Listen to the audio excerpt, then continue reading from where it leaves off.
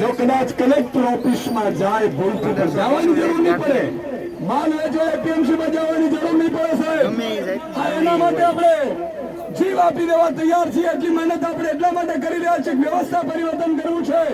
પણ કદાચ ભૂલથી મારો ખેડૂત મામલતદાર ઓફિસે ગયો કે કલેક્ટર ઓફિસે ગયો, મેલા દોલા કપડા હોય, રાત્રે પાણી વાળીને એ જ કપડે સવારમાં અધિકારીના ઓફિસમાં ગયો હોય, તો જેમ મુખ્યમંત્રીને આવકારવા કલેક્ટર કે મામલતદાર ઉભા થાય ને, એવા અમારા ખેડૂતનું સાહેબ કે ઉભા થશે ને. આ વ્યવસ્થા આપણે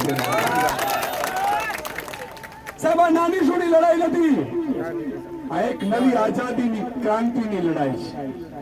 એકવાર આઝાદી આપણે મહાત્મા ગાંધી, સરદાર વલ્લભભાઈ પટેલ, સુભાષચંદ્ર બોઝ, ભગતસિંહ, સુખદેવ, રાજ્યગુરુએ આપી દીધી. પણ કેવી આપી? અંગ્રેજોને બગાડ્યા, દેશી અંગ્રેજો બેસી ગયા છે. ત્યારે આઝાદી મળી આપણે, પણ સ્વરાજ નથી મળ્યું.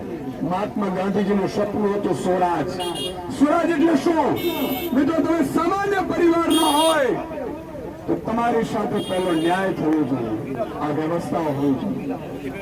આજે ખેડૂતોને ખાતર ન મળે, ખાતરમાં લાઈનમાં ઉભવાનો, પાછો નેનો બટકાવે છે અહીંયા કે નથી બટકાવતો મને ખબર નથી. નેનો બટકાવે છે આધાર કાર્ડમાં, એમ તમે